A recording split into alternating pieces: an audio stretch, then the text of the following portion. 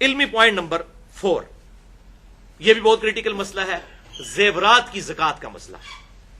یہ بڑا اٹینٹو ہو کے سننے والا ہے بھائیو۔ سنن ابی داؤد میں ایک حدیث ہے انٹرنیشنل نمبر کے مطابق 1563 کہ آپ صلی اللہ علیہ وسلم کی خدمت میں 2 عورتیں حاضر ہوئیں جن کے ہاتھوں میں سونے کے کنگن تھے موٹے موٹے۔ آپ صلی اللہ علیہ وسلم نے ان عورتوں سے پوچھا کیا تم اس سونے کی زکات ادا کرتی ہو؟ تو انہوں نے کہا یا رسول اللہ نہیں۔ تو آپ صلی اللہ علیہ وسلم نے ارشاد فرمایا کیا تم یہ چاہتی ہو کہ اللہ تعالیٰ قیامت کے دن آگ کے کنگن تمہیں پہنائے؟ بولے اعوذ باللہ تعالیٰ۔ انہوں نے کہا یا رسول اللہ نہیں۔ تو فرمایا پھر ان کی زکات ادا کیا کرو۔ یہ ہے بیسیکلی وہ بنیادی حدیث جس کی بنیاد پر زیورات کی زکات کا مسئلہ امت کی اکثریت نے ڈیٹیکٹ کیا۔ اجماع تو نہیں ہے، اختلاف ہے اس میں، بہرحال اکثریت نے اسے ڈیٹیکٹ کیا۔ اچھا، اسی حدیث کا ایک طرق جامعہ ترمذی میں بھی انٹرنیشنل نمبر کے مطابق 637 نمبر ہے۔ امام ترمذی رحمۃ اللہ علیہ نے یہی حدیث لکھ کر کہا یہ حدیث صحیح نہیں ہے، اور پھر انہوں نے ایک سٹیٹمنٹ دے دی کہ زیورات کی زکات کے اوپر جتنی حدیثیں ہیں وہ ضعیف ہیں۔ اس حدیث کو بھی انہوں نے ضعیف کہا، لیکن امام ترمذی کے پاس جو سند ہے وہ واقعی ضعیف ہے۔ اس میں ابن لہیہ مدلس ہیں اور ان سے روایت کر رہے ہیں، اور مدلس کی ان والی روایت سما کی تصریح کے بغیر ضعیف ہوتی ہے۔ لیکن امام ابو داؤد یہی حدیث لے کر آئے انٹرنیشنل نمبر کے مطابق سنن ابی داؤد میں 1563، تو وہ حدیث صحیح سند کے ساتھ ہے الحمدللہ۔ پھر امام ترمذی نے لکھا کہ زیورات کی زکات کے بارے میں اختلاف ہے۔ جامعہ ترمذی 637 نمبر حدیث کے انڈر انہوں نے لکھا کہ امام احمد بن حنبل اور امام شافعی رحمۃ اللہ علیہ اور باقی ائمہ بھی یہ کہتے ہیں کہ زیورات کے اوپر زکات نہیں ہے، لیکن امام ابو حنیفہ رحمۃ اللہ علیہ اور باقی ائمہ زیورات کی زکات کے قائل ہیں، اور میرے نزدیک بھی امام حنیفہ رحمۃ اللہ علیہ کا موقف مضبوط ہے اس حدیث کی روشنی میں۔ بہرحال اب میں لاجیکلی اسے ڈسکس کرتا ہوں بھائیوں کہ یہ حقیقت ہے کہ انڈیا، پاکستان اور بنگلہ دیش کے کلچر میں عورتوں کے پاس جو زیورات ہوتے ہیں وہ کنز کی شکل میں ہی ہوتے ہیں۔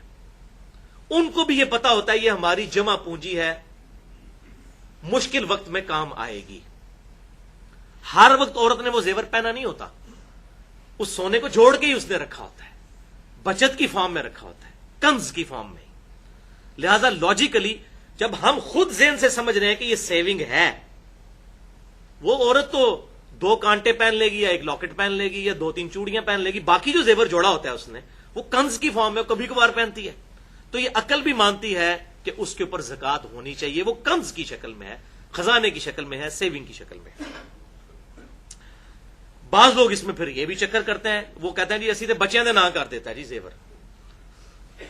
کسی کے پاس اگر 18 تولے سونا ہے تو اس پہ تو لگے گی زکات، تو کہتے ہیں جی میرے 3 بچے ہیں، میں نے تینوں کے نام نیت کر لیے 6-6 تولے، زکات ہی نہیں دیتے۔ یہ کس کو آپ دھوکہ دے رہے ہیں؟ اولاد آپ کے انڈر ہے، وہ مال، وہ کنز ہے، اس مال پہ اللہ کا حق ہے، کسی نہ کسی نے تو دینا ہے۔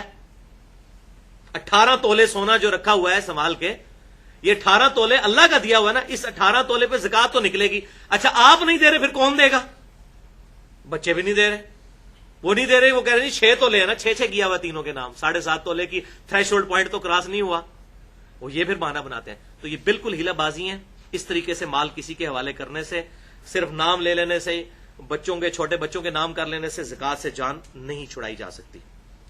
اور پھر آپ فقہ حنفی میں اگر جائیں تو فتاوی الامگیریہ میں تو پتہ نہیں کیا کیا فتوے لکھے ہوئے ہیں، اس میں تو لکھا ہوا ہے اس سے بھی آگے ایک درجے، انہوں نے کہا کہ اگر کسی بیوی کے پاس اتنا زیور ہے کہ اس پہ زکات لگتی ہے تو سال گزرنے سے 1 دن پہلے وہ اپنے خامند کو وہ گفٹ کر دے، تو چونکہ 1 دن کم ہے اب اس پہ زکات نہیں لگے گی۔ جب خامند پہ سال گزرنے لگے تو وہ بھی سال گزرنے سے 1 دن پہلے بیوی کو واپس گفٹ کرتے۔ اس طریقے سے ایک دوسرے کو اگر گفٹ کرتے رہیں، یہ لٹرلی لکھا ہوا ہے فتاوی الامگیریہ کے اندر۔ جو اورنگزیب عالمگیر صاحب نے اسلام کی خدمت کروائی تھی، یہ خدمت کروائی انہوں نے۔ اب یہ ہیلا بازیاں یہی علماء یہود نے کیا تھا اصحاب سبت نے مچھلیوں کے شکار کے بارے میں۔ قرآن میں آیا، اللہ تعالیٰ نے فرمایا کونوا قردۃ خاسئین، ہم نے کہا پھٹکارے ہوئے بندر بن جاؤ تم۔ یہ ہیلے بازیاں، یہ تو حضور صلی اللہ علیہ وسلم کی دعائیں ہیں جن کا حصہ میں آج پہنچ رہا ہے کہ ہماری شکلیں نہیں بگڑ رہی. ادروائز یہ بڑے بڑے بزرگوں کی شکلیں بگڑی ہوئی ہوتی جن کو ہم بزرگ سمجھ رہے ہیں, جنہوں نے اسلام کے ساتھ بیڑا غرق کیا ہے. میں ان کو کہتا ہوں علماء کرائم, مجرم علماء, علماء کرام نہیں, علماء کرائم, مجرم علماء, جنہوں نے دین کے ساتھ یہ ظلم ڈھایا. بہرحال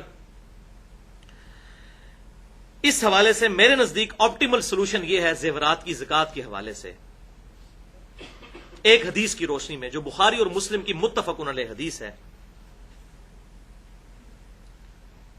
بخاری میں 1464, مسلم میں 2273 کہ آپ صلی اللہ علیہ وسلم نے فرمایا کہ مسلمان کے گھوڑے جو سواری کی شکل میں ہے یا اس کا غلام, اس پہ زکات نہیں ہے, جو اس کی استعمال کی ضرورت اصلیہ کی چیزیں ہیں. آج کل کے دور میں گاڑی ہے اگر کسی, اس پہ زکات نہیں ہے. اس پہ بھی اجماع ہے کہ ضروریات اصلیہ کی جو چیزیں ہیں ان پر زکات نہیں. وہ آگے پوائنٹ آ بھی جائے گا. تو یہ اب اجتہادی مسئلہ ہے اور اس پہ کئی علماء کی رائے بھی ہے, خصوصاً وہ لوگ جو بالکل زیورات کی زکات نہیں دیتے ان کو قائل کرنے کے لیے یہ بات بڑی افیکٹو ہے اجتہاداً, کہ جو زیور عورت عموماً استعمال کرتی ہے ہر وقت, 2 کانٹے پہنتی ہے, 1-2 چوڑیاں پہنی ہوئی ہیں اس نے, یا ایک لاکٹ ہے, جو اس کے عموماً استعمال میں ہے, اگر اس پہ کوئی زکات نہیں دیتا اس پہ فتویٰ نہیں لا سکتا. کیونکہ وہ جو روایت میں نے بتائی نا 2 کنگن والی, اس پہ امت کا بڑا سخت اختلاف ہے. وہ کھینچتان کے حسن درجے تک روایت ہے, وہ پیٹ روایت نہیں اس طریقے سے بہت مضبوط جسے کہتے ہیں, بس کھینچتان کے مضبوط ہے. اسی لیے پھر امام شافعی اور امام احمد بن حنبل جو ہیں وہ گولڈ کی زیورات کی زکات کے قائل نہیں تھے. اب یہ 2 بہت بڑے ائمہ ہیں اور وجہ یہی بنی کہ وہ ان روایتوں کو اس درجے پہ نہیں مانتے تھے. بہرحال کنز جو ہے, جو میں نے بتایا, آج اگر وہ زندہ ہوتے اور میں اپنا مقدمہ ان کے سامنے رکھتا کہ انڈیا, پاکستان, بنگلہ دیش کے عورتیں جو ہیں یہ زیورات اپنے برے وقت کے لیے سنبھال کے رکھتی ہیں, تو وہ بھی کہتے ہیں ہاں ان زیورات پہ زکات بنتی ہے. انہوں نے جن زیورات پہ کہا ہے وہ زیور ہے جو عورت عموماً پہن کے رکھتی ہے. مثلا اب کئی امیر لوگ ہیں, انہوں نے 1-1 کروڑ روپے کی گھڑی بھی پہنی ہوئی ہوتی ہے. اب کتنی عجیب بات ہے کہ 1 کروڑ کی گھڑی پہنی ہوئی ہے مرد نے, تو چونکہ ضروریات اصلی کی چیز ہے واقعی اس میں زکات کوئی نہیں ہے. تو عورت اگر جو ہے وہ 1 لاکھ روپے کا اگر گولڈ پہن لیتی ہے تو اس پہ آپ زکات بتا رہے ہیں. تو اس میں یہ ایک ایکسیپشن دی جا سکتی ہے کہ جو عموماً عورت کے استعمال میں زیور ہے اگر اس کی زکات نہیں دیتی, اور جو کنز جوڑا ہوا ہے جو باقی وہ کبھی شادی بیاہ کے موقع پہ پہنتی ہے یا اس نے 30-40 تولے جوڑ کے رکھا ہے, اس پہ تو زکات دینی چاہیے. جہاں تک میرا یہ نہ سمجھے کہ میں کوئی اپنا معاملہ سیدھا کروں, الحمدللہ میں تو سارے ایک کے اوپر زکات دیتا ہوں جتنی بھی میری وائف کا زیور ہے الحمدللہ, چاہے وہ پہنتی ہے یا نہیں پہنتی, احتیاط اسی کے اندر ہے. اچھا, اب یہاں پر عموماً عورتیں یہ بھی کہتی ہیں کہ جی دیکھیں جی ہماری تو کوئی کمائی نہیں, ہم تو نوکری نہیں کرتی, ہم زکات کہاں سے دیں. یہ بھی آپ نے سنا ہوگا, کئی عورتیں ہیں, خاوند کہتے ہیں جی وہ تو یہ اور ہماری بیوی کے نام ہے, تو قرآن میں تو ہے قوا انفسکم واہلیکم نارا, اپنے آپ کو اپنے گھر والوں کو دوزخ کی آگ سے بچاؤ. یہ کیسی آپ کی بیوی ہے جسے آپ دوزخ میں جھونکنا چاہتے ہیں؟ وہ کہتے ہیں ہماری بیوی کماتی تو کوئی نہیں ہے, تو ہم زکات کہاں سے دے؟ تو بھائی اس سونے کو توڑوا کے دے. اصل میں تو سونے میں سے سونا ہی زکات دینی ہوتی ہے. آپ سن چکے 20 دینار پہ آدھا دینار, یہ تو صرف اجازت ہے.